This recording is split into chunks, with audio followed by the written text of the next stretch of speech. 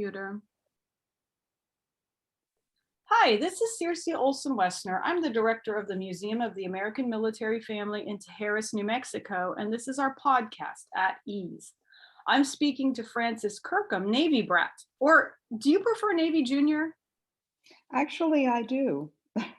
Okay, so we will think about that. You know, very many of our military brats are brats, but there are quite a few that say, wait, no, Navy Junior, Marine Junior, so good. So I think our listeners are really going to enjoy this podcast. We're talking about your new memoir, Fly, Butterfly, Fly. So Francis, I have to tell you, I just plunged right into the book and I was quite a ways into it before I realized that the character in the book's name was Anna, which is not your name. And then I went back and realized it was a fictionalized memoir. And so I wanted to know, why did you make this a fictionalized memoir? Well, first of all, I'd like to thank you for inviting me to be your guest today. I'm delighted.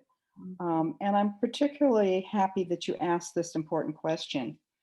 It was not my idea to make it a fictionalized memoir, but it was my editor's. Mhm. She was concerned that because the details of this story go back 60 years, and many of them are unverifiable, and a lot of the places no longer exist, as well as my not knowing if any of these people are still alive, that there were privacy issues. Mm. Um, so I made the difficult decision. However, I have to couch all of this by saying that the stories I told are all true to the best of my memory. Mhm. And the same is true for the depictions of the characters and the locales. It's just that I needed a little distance. Mm. So why actually did it take you so long to write your story? I mean, 60 years is a long time to all of a sudden say, hey, I'm going to write a book. And then once you did start writing your book, how long did it take? Okay. Well, I've always liked to write, and I do come from a family of writers. And I'm interested in family and interpersonal dynamics. Mm. In my 20s, I began thinking about what it would be like to write a book, but it was a dream for the future. It was way too early. Then in my 30s, I wrote my master's thesis, and that's when I discovered that I absolutely adored the addictive feeling of getting lost in the written word. Mm. Um, Hours could just fly by, and I didn't want to stop. So I was sad when my thesis was finished, but I knew that someday I would write a book. And I retired about 50, and that's when I started actually writing short stories Mm. Mm. about the family and travels. And one by one, I filled up a binder, but as it often does, life kept getting in the way with other distractions. Right. But now that I look back on it, I think that that was really a good thing because I still wasn't ready for the challenge of writing memoir. It's a lot more than people think it is. Mm. Mm. Mm. Even though it's your own story, um, you have to do a lot of personal digging to get ready to write that, and I was not ready. Um, but it turned out that it was about 2012 when I finally had the time, the energy, and was in the right place that Mm. I decided to start pulling those stories together. Mm. Um, and it took 10 years. I had a lot of going back and looking at family dynamics, really trying to get honest with myself and say, when things went wrong, how much of it was my fault? What was my part in all of this? Mm. Because I'm aware that when you write memoir, people don't want to be bogged down with too much heavy information. So it was a matter of getting clear with myself and putting responsibility where it belonged. So it took 10 years.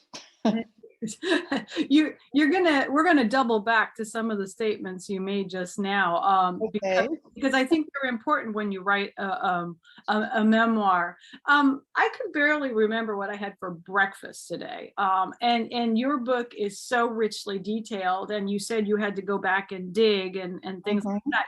Did you keep journals as a kid? Well, this is a reflection of my military upbringing. Uh-huh. I did when I was pretty young, I would say, late elementary, early junior high school. Mhm, mhm, But, they didn't survive very long because we were always moving. mhm. And those were considered kind of dispensable items when it came to packing up time. Oh, that's terrible. Oh, I oh, know, I know. I am so But, sorry. but I can go in my drawer in my office now and I have a ton of journals that Uh-huh. were written in the last 15 years.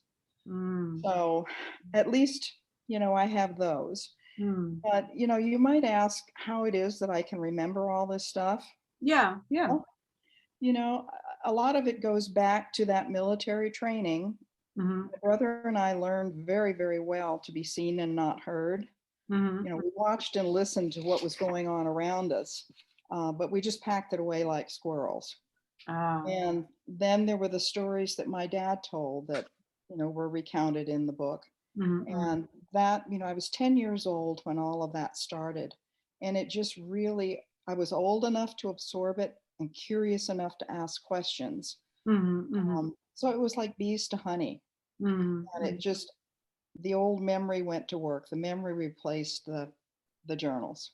Ah, uh-huh. You mentioned, that the detail and the research, and that this is your story, although it's fictionalized in parts. What kind of research did you do to write the book, in addition to your family, going back to your family stories? So what kind of research did you do to write this book, if any? And you can hear my dog in the background. He's guarding us from unicorns out there. Um, Oh, okay. and since it's your story, why would doing research be important? Well, once again, I have to credit my editor. She wanted me to enlarge the scope of the book beyond just me and the family. Mhm, And I immediately liked that idea. I could see the wisdom behind her suggestion. mhm, And so I chose to interweave small historical segments, but I wanted to do it with a light touch. mhm, mhm. But in order even to do that, I needed to do it accurately. I'm kind of picky that way. Right, right. So actually, I can give you a couple examples. I imagine that not too many people have ever heard of the island of Kwajalein, and we can talk about that in a bit. But it has quite a history. But because it's a secret destination, I really didn't know much about it, even though I had lived there. Mhm, So, in order to write what I termed the itty bitty guide to Kwajalein and the Marshall Islands, mhm, mhm. which appears in the appendix, Right. I had to follow that historical trail. Mhm, Um, and then also, when I was writing about the Japanese royal family, I needed to go back and verify dates and names mhm, of the various treaties that changed the emperor's powers following World War II, mhm, mhm. because that really changed the whole course of history for Japan once the emperor was no longer considered um, this very special hallowed person. Mhm. Um, but again, I needed to go back and do research, although I knew some things. Right. Um, and so I did include quite a few of those resources in the section called Further Reading. It's at the end of the book Mhm, if people want to check some of that out. mhm, mhm. But it was my editor's suggestion. Well, and also stepping back 60 years, you'd have a better perspective now as an adult than as a kid. Absolutely. Absolutely. Yeah. I So saw things that I never saw there in doing the research. yeah, yeah. Well, I really thoroughly enjoyed learning about some of these places. I had never heard of Kwajalein, and then all of a sudden on Facebook, there's been 4 or 5 people that have lived there, and I'm like, wow, how What are the odds? So Anna, the character, has a brother in the book, and you just said you have a brother I as do. well. Okay. Did you consult your brother or other family members when you were working on this book, or did you do it alone? And now that it's done, what have been the reactions of your family? Well, this might surprise you. Mhm. Um, all of my family has passed away.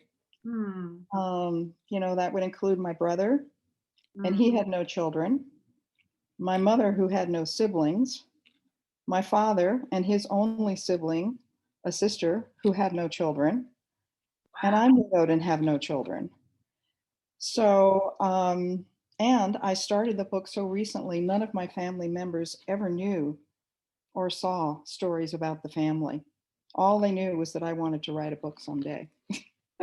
Oh, I've got chills. That's kind of, you are the spokesperson for two generations there. Hmm. Yeah. And that isn't a question I was even going to ask because I had no clue. But it's your destiny, or you are the historian for these people, and that's a huge Exactly. responsibility. Wow. Yeah.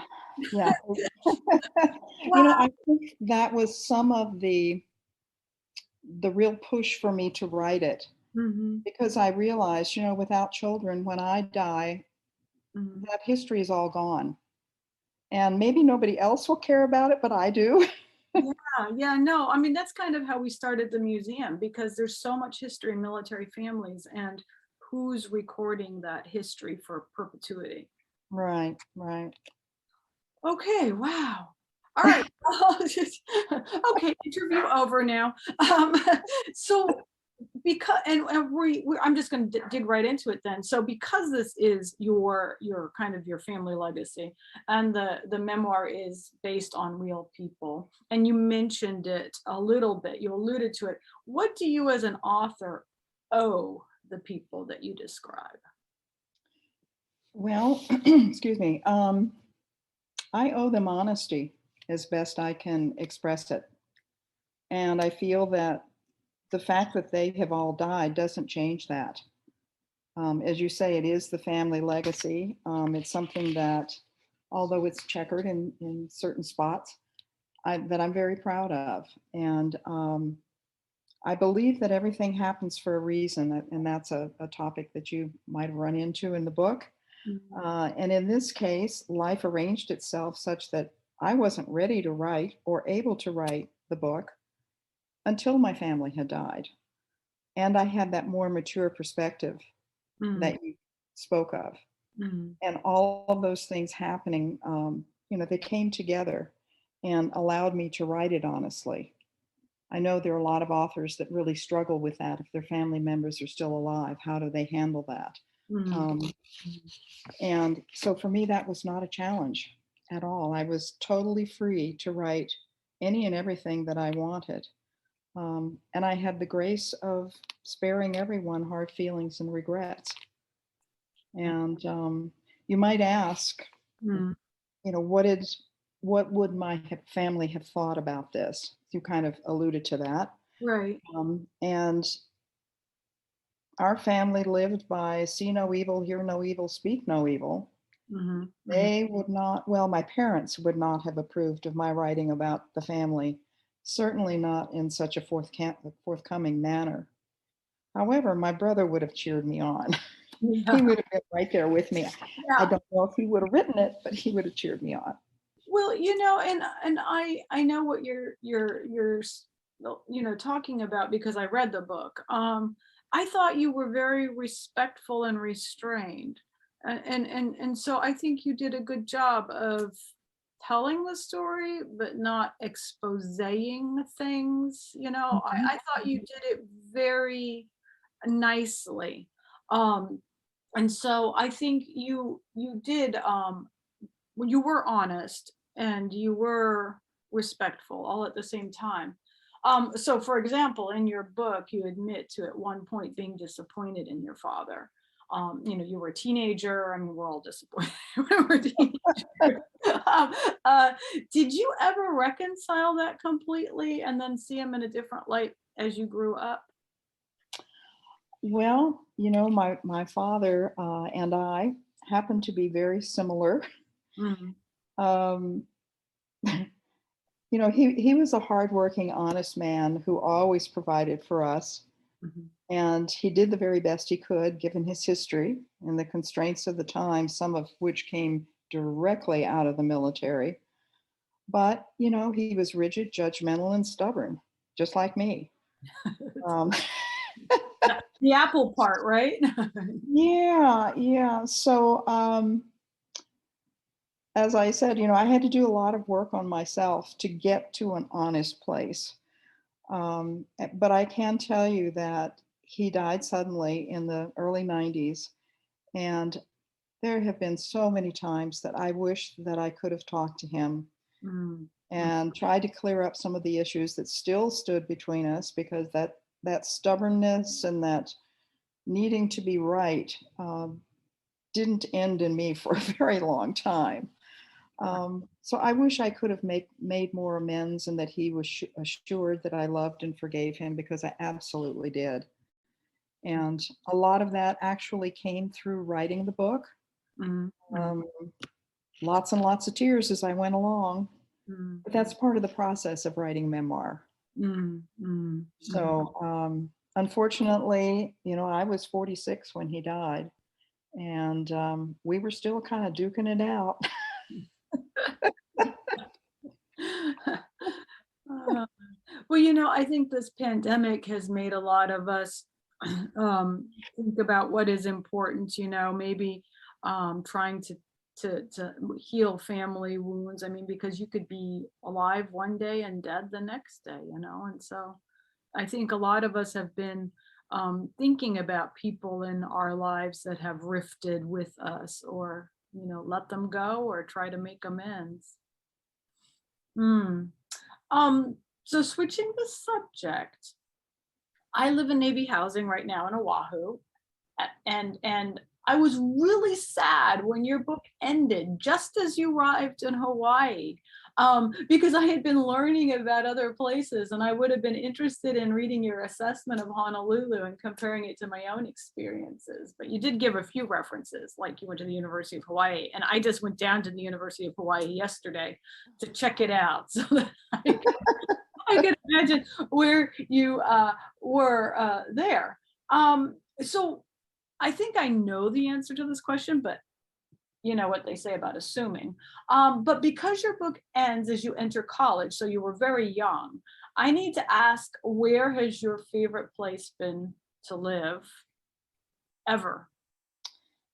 Well, I have to go back to Japan, and I'm Mhm. pretty sure that's what you thought. That's what I thought, but you never know. You never know. But only during my dad's assignment time. When I went back decades later, it Mm, couldn't compare. And I think that's an experience that most people have when they try to go back to places. mm, But I was young, when I lived in Japan the first time, and it was such an incredibly rich experience. I don't think it ever could have compared. mm. So there were definitely changes in Japan that were disappointing. But there was always going to be something. I was always going to be disappointed.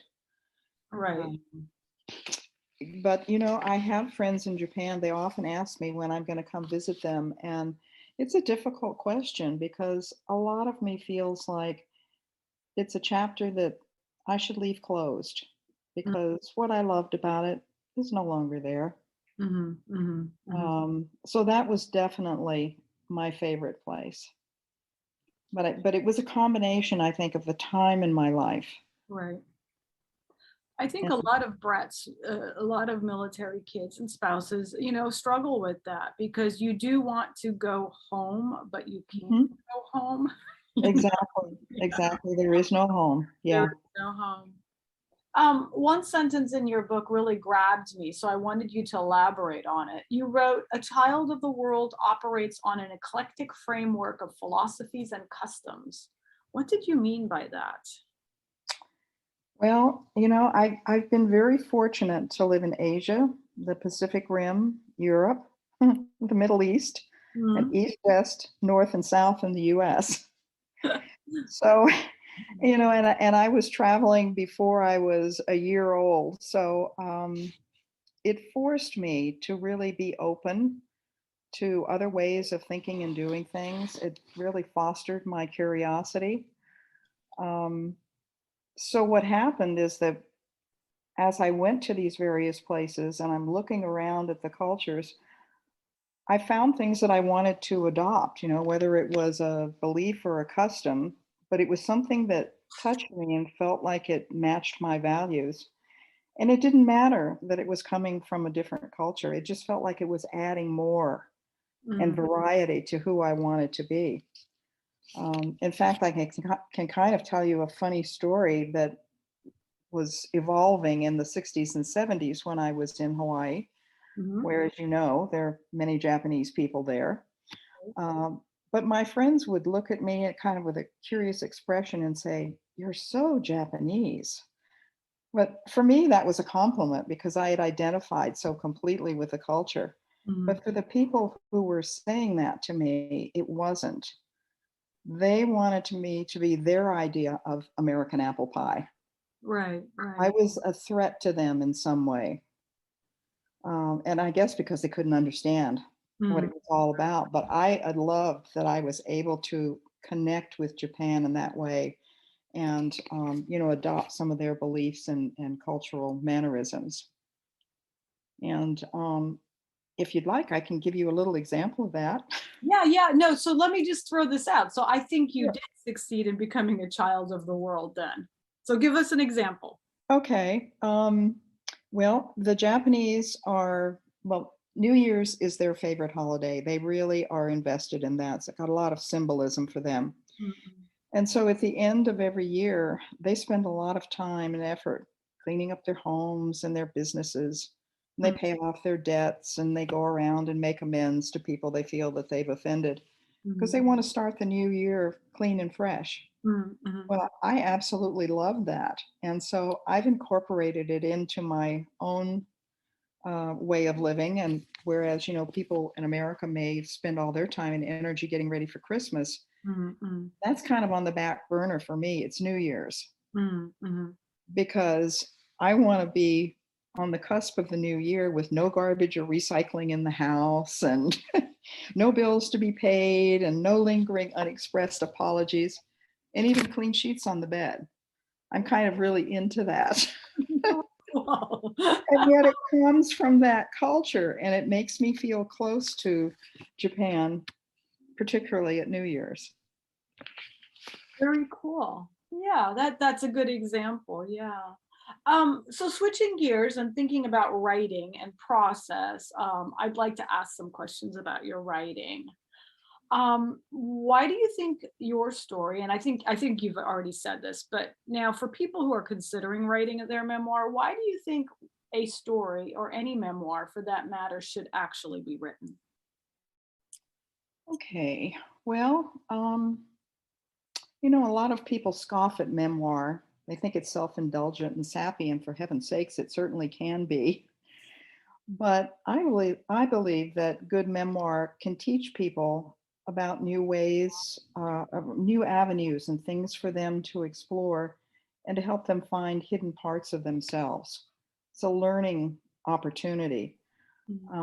And certainly for me, as I've read memoir, discovering that other people share some of my thoughts, feelings, and experiences has been incredibly normalizing and healing. Mhm. So that's been a lot of what's motivated me and what I think motivates other people. They feel that they have something of value to share. Whether or not that's true, of course, is another issue. But I would like to say that for all the writers out there, I think that, and it's been intimated here already, that I think that we have to write memoirs for ourselves before we can write memoirs for others. Right, Um, Certainly, many of my early stories were rooted in trying to come to terms with my past. right. And it meant having to ask those painful questions. But it was only after I had done that that I knew the messages I wanted to impart in my memoir and what voice I needed to match that. Mhm, mhm. So I don't know. I really love memoir because of the opportunities that it opens up for people to learn about themselves through others. So, what do you think are some common traps that aspiring writers might fall into? Well, there are a bunch of them. Okay. Enlighten us, because I have no idea. I wrote that question. I was like, I don't even know what that means. So I'm glad you know. Well, I think especially if we're really devoted to what it is that we're trying to write, we kind of get a little bit too full of ourselves and think that we don't need any help. um, Actually, that's when we need lots and lots of it.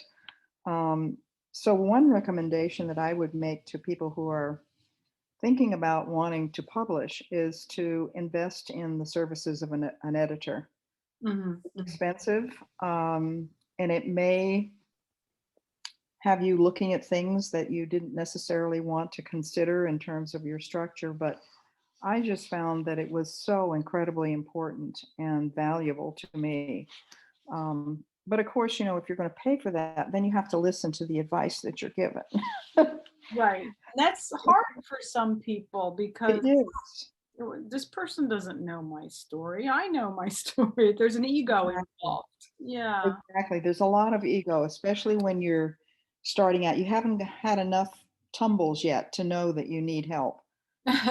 So, maybe people can start out early by getting some help. So that would be one. Mm, Another one would be actually not treating your writing as a top priority and failing to put in your chair time. There's going to be a lot of it where you don't really produce anything mm, that you end up using, mm. or you think you're going to use it and later on you wind up throwing it out. But it's all necessary part and parcel of the process. Um, on the other hand, if people are like me and they love to write, then they're going to have the opposite problem. I can't find enough time to write. Yeah, that's my thing. I'm a scheduler, a list maker, and so I'm working on 3 writing projects at once, and it's like, I'm going to walk and dictate into my phone, and that'll count as one of the writing projects. Mhm. It's awful. Yeah, writers are driven to write. And And it, yeah, don't you love checking off those things I that you've done? do. I do. I do. I just love writing. So did you have any more? Yeah, actually, I've got one more. And with these, I'm thinking about people who are, fairly new in the process, Um, and that's they make a mistake of trying to rush the process. mhm, And for a long time, people kept talking to me about publication, and I just refused. It was like, I want to be in the writing process. Publication is down the line, and maybe I'll never get there. But that actually turned out to be a wonderful piece of advice because then I was just able to sit back and put in the time mhm. and get lost in revising and learning about myself and about the craft, which is what I needed to do. Um, but I'd also say that, people get hung up. They'll write all this stuff and then they're afraid to put it out there and have other people read it. Right. And that's really a necessary part of it. You need feedback from other people. Yeah, I think that is one of the things that a lot of people struggle with. I've written this and now I don't think it's good enough and I don't really want people to tell me it's not good enough. Mhm, But in reality it might be really good. It's just that you've got that kind of self-doubt. mhm. Wow. So Um, true. so I know you're involved in a writing group. And Yes. and so I wanted to know what other authors are you friends with and how they helped you become a better writer. And is that where you found your editor? I know a lot of people are always asking, where can I find an editor? Or would you be happy to, proofread for me? And so I will recap because that was a lot of words. you're in a writing group. What other authors are you friends with? How do they help you? And is that where you found your editor? Okay, well, prior to joining the writing group, I took both online and in-person classes. Mhm, And of course, I acquired a small library of books on writing techniques. mhm, mhm, Um, but it turns out that one of those classes is where I found my editor. mhm. And she is from New Mexico. She's from Santa Fe. Ah, And she is, of course, an author herself. So she is my primary help in terms of being an editor and author and a support system. uh-huh. Um, but I also felt that, she wasn't available to me at all times, and I needed a group. Mhm, And the one that I joined was already established, but it's remained very stable. I've been with them for about 5 years, and very few people have come and gone. There are about 8 to 10 of us, and both male and female, and we're split between published and unpublished, but on the path. mhm, mhm. And we share leadership of our meetings, and we're just the most wonderful, ready support services for each other, and inspiration. And I don't know, are you interested in any of the dynamics of how that group works? Well, so I just joined a writers group and I have not really joined groups before. And so I want to know, I guess, because I have only attended one meeting, how do they support you? How do the dynamics work? Did you take pieces of your book and read it out loud and they said, "Wait a minute, that doesn't make any sense. You need to fix it," or how does that work? That work? Okay. Well, we meet in person. I Mm. have to qualify that when COVID is not controlling us. Zoom when Yeah, otherwise, yeah. we can Zoom for quite a while. Uh, But otherwise, we meet in person twice a month. mm, And at each meeting, we review a total of between 30 and 40 pages of written work. And it generally comes from two people, two mm, members of the group. mm. They send their 15, 20 pages each to us about 10 days before the meeting, and we mark up their submissions with comments, suggestions, and grammatical corrections. Mm, And when we get together, we share a prepared written critique that we've made, which covers not so much the things that we marked up on their actual submissions, but just our impressions, the things that we really liked, the things that tripped us up, mhm, the obvious areas that were weak and needed work.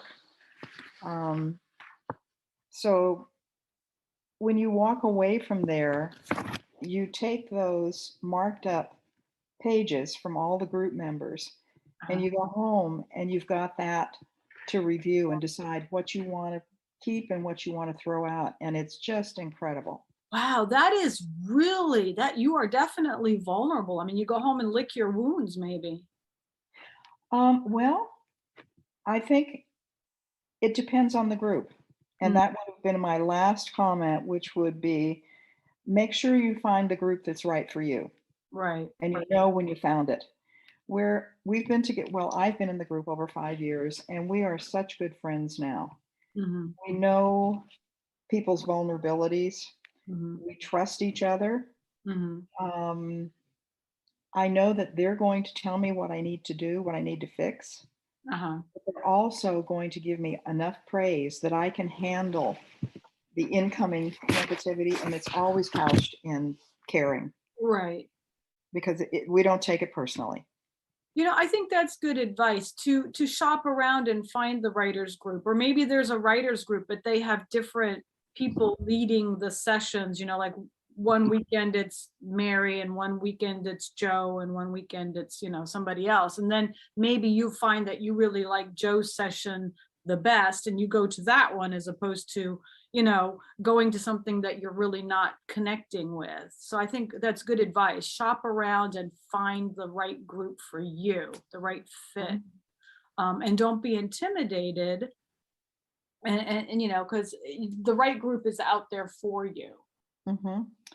Yeah, a lot of people are doing online groups. Mm-hmm. And that has never been something that I really wanted to do. Mm-hmm. It didn't feel intimate and close enough. Mm-hmm. And surprisingly, even though we only did Zoom sometime last year, and we'd all been together for a very long time, we felt the same way about Zoom as I feel about joining another group online. We lost our intimacy. We could see each other, Mm-hmm. but it was different than sitting together Right. and Right. being able to be more, I don't know, it was just warm and comfy. Right. So I would say, but there's people that of all stripes. So Mm-hmm. you might want to look at in online things as well as in-person groups and see what really fits. But Right. they're really invaluable. So we talked a little bit about your process for the book. You had started to write out the stories years ago and just keep them in a binder. Um, but when you started writing this book for real, did you block out the chapters ahead of time? Did you make a timeline? How did you set up your writing process to create this book? Because it's chronological. Well, actually, that was the operative word, chronological. Mhm, Because it was chronological, I didn't really need to do an outline. mhm, I just called my stories. I knew already what I wanted to speak to, where I wanted it to go, and just pulled out those stories. And I was able to kind of put them together. Of course, I've had to write other stories around them, uh-huh. expand it from there, but it was not a formal outline at all. Okay. And after doing 3 full rewrites, Okay. thanks to my editor, it's nothing like where it started out. It's the same, well, it's the same story, but it's told in a different way. Huh. But I needed chronology was what helped me to do that without an outline. Yeah. Yeah. So I know you had a teacher in Yo High that inspired you, that maybe even lit the spark that led to your writing career. Who was that? Well, his name was Mr. Finley, and he taught English when I was a junior at Yo High. Hmm. And, he was a quiet, unassuming man, but he took the time and made the effort to get to know all of his students. He reached out to each one of us one on one. And for me, that was a turning point. It made all the difference because um, until I met him, I had never liked school.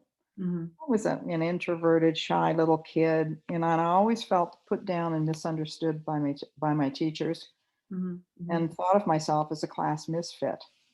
But Mr. Finley honed in on my writing ability, and then he went to work on my self confidence. Hmm. I'd gone into the 11th grade, a C student, but I made the honor roll by the end of the fall semester, stayed on it. And I actually think if it hadn't been for Mr. Finley, I might not have gotten into college. I was really skidding on the edges. Wow. So that I want to just to throw in something. So that's a Dodia school. Back then it was not called that, but the Defense Department schools have just celebrated their 75th anniversary. I don't know if you knew that, but you were there in the very early days of Very early, yeah. yeah, yeah. So you experienced, um, the beginnings of what has become a remarkable school system. Um, and one of the things even today that stand out when people talk about Dodia is the quality of the teachers, the dedication of the teachers, the Hmm. richness of opportunities that going to school overseas, offers. So Mr. Finley at Yohi, but I really liked your female teacher in quad. I did. I want you to tell our listeners a bit more about her. And then for my own edification, did you keep in touch with her? Okay. Well, her name was Dolores Jamison in the Mhm. book. Mhm. And she was a tiny dynamo. She taught upper level English and history. And this was in the fall of 61. Mhm. And I just showed up for my senior year when I met her. Mhm. Mhm. And in addition to teaching, she also worked tirelessly on several committees and was the senior class advisor. You never saw her sitting down for very long. Mhm. And when it came to the senior class, she had a single minded goal to make our last year of high school as normal and memorable as possible, which was saying a lot given what Kwajalein was like. You had like 4 kids in your senior class, Yeah. 5, right? Well, we started out with 4 and ended up with 5. Right. That was the first year that they even had a senior class. Mhm. Mhm. Prior to that, senior class kids, they lived with relatives back on the mainland, or they went to boarding school, Mhm. or they took correspondence courses. Mhm. Mhm. That, for the 4 previous years, they had added a high school year every year. Mhm. Mhm. So all of the classes were very small. I think the junior class was 10 students, something like that. So if you put that over what you're trying to do to make it memorable for students, she had a really tough job. Right, right, right. But she also had a really tough bunch of students. We couldn't have been more unalike, Mhm. and we Mhm. didn't particularly get along. Mhm. So, you know, At least it was I only don't want to 4. spoil the story. You could put 1 in each corner and then you'd be done with it. I mean, can you imagine 30 kids that didn't get along? Yeah, Not enough corners. exactly. Did you So keep in touch with her? actually not. And when I left, I went directly to Hawaii, and a couple of weeks later, I was starting at the university. And Mhm. so life just completely shifted, and Kwajalein just fell off my it fell off my calendar. Yeah. And so I didn't keep up with her, but I think I knew when I left that I wouldn't. Mhm. Mhm. That was so much the way I don't know if it's still that way in the military, but certainly when I was part of it, that's the way friendships were. You just knew you were going to lose people. And so Yeah, you didn't. yeah. Yeah, didn't- it still is. I'm a military spouse, and I remember I lived somewhere for a year on my own. My husband was back in New Mexico, and I was in Massachusetts. And I remember making one friend, and we did everything together in Massachusetts for that year. And I said to her right before I left, I said, you know what, I'm going to move, and we're not going to stay in touch. And Mhm. I have enjoyed this year, and but it's just goodbye. I mean, we'll be friends on Facebook, but we're just not gonna. And, and she was like, "Are you breaking up with me?" Yeah. Yeah. I was like, "No, it's just the way it is." I mean, and we're friends on Facebook, but that's it. Well, if you're not part of the military community, you don't understand that and so many things. Yeah. But yeah, all my friendships were temporary. Hmm. So I know you went back to Japan as an adult and you found it different and you were disappointed. And part of that is our own expectations that it's going to be exactly the way it was when we were kids. But did you ever go back to other places? Did you ever go back to Kwajalein? Well, if it weren't for COVID, I would be a yearly visitor to Europe. Uh-huh. Uh, I'm a sometimes visitor to Hawaii. Hmm. I've not returned to the Middle East, and I don't plan to. Hmm. And as for Kwajalein, I can't go back because it is military and access is restricted. They're still doing their top secret missions down there. Yeah. So, and really, I'm not sure why I would. It's so doggone small. There would be nobody that, of course, would know me. It doesn't look the same. Yeah. Uh, Yeah. so it's one of those memory pieces that I keep. Yeah. That is a dilemma of military families. I have a Mhm. friend who lives outside of the military base she lived on as a kid, but she can't go on because she has Right. so she can see it.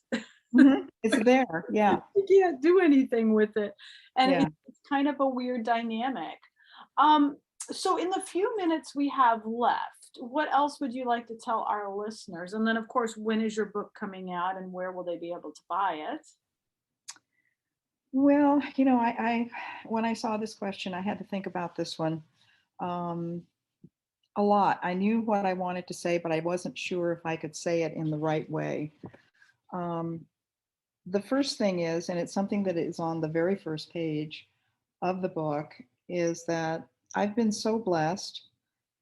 And first and foremost, it was by the enormous gift that I received when I was born into and then raised in the military.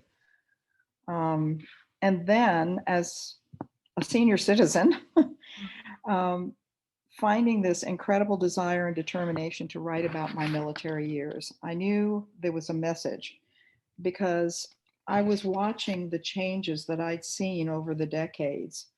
Um, and I didn't like what I was seeing.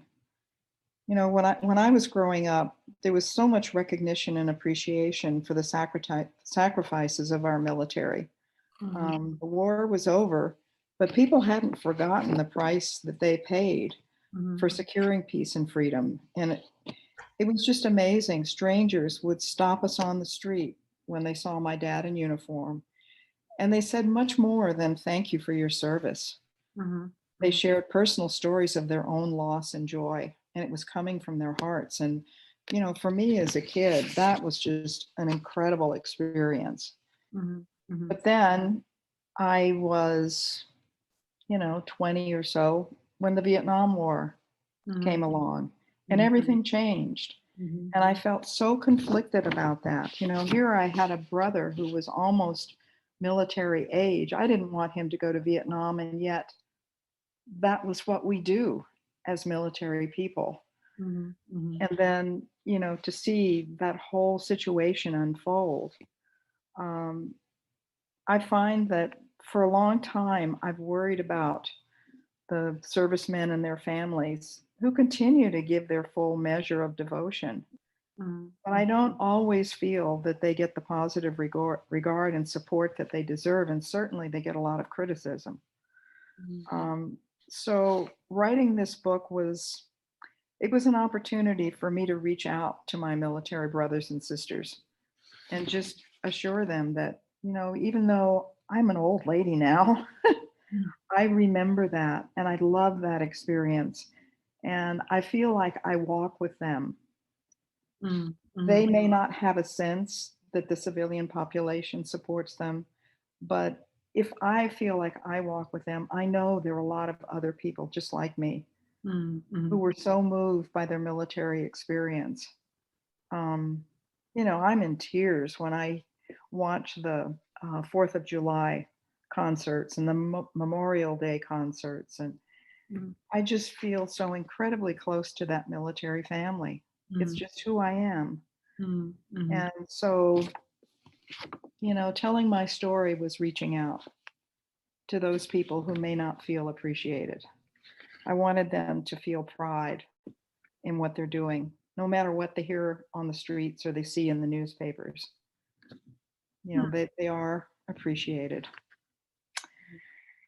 And let's see, Fly Butterfly Fly will be available on Amazon.com Okay. very, very soon. The cover is being finalized at this very moment, Good. and I will let you know when it's available.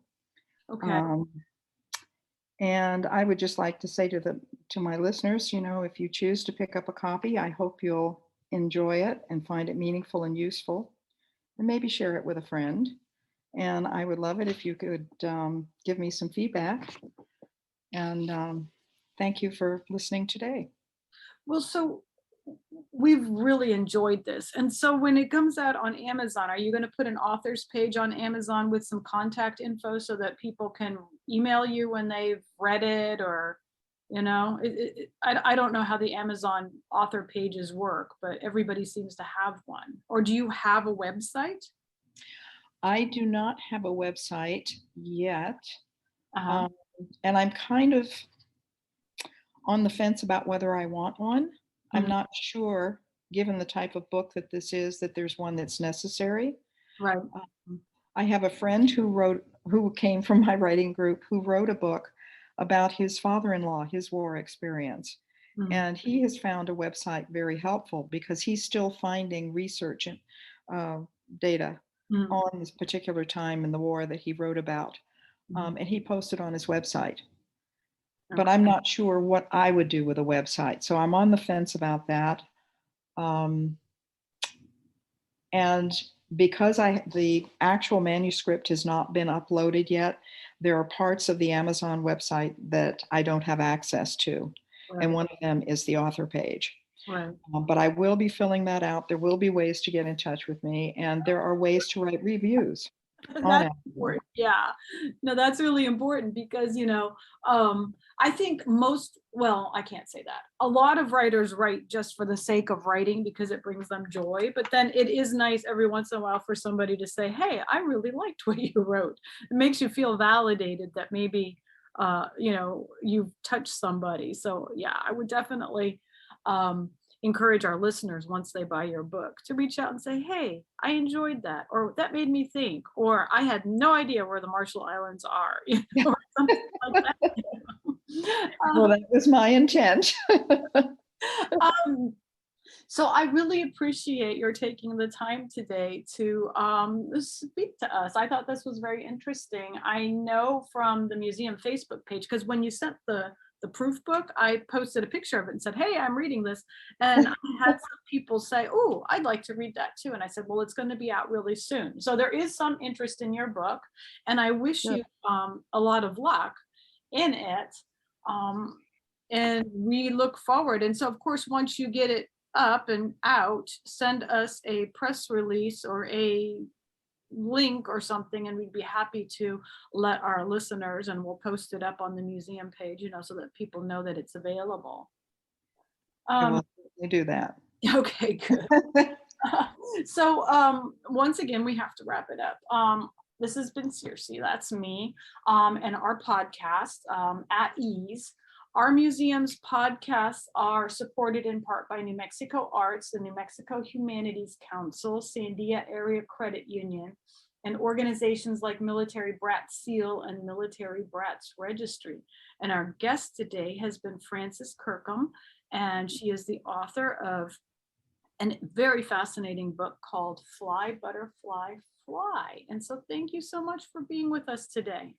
Oh, thank you so much for inviting me, and it's certainly been my pleasure.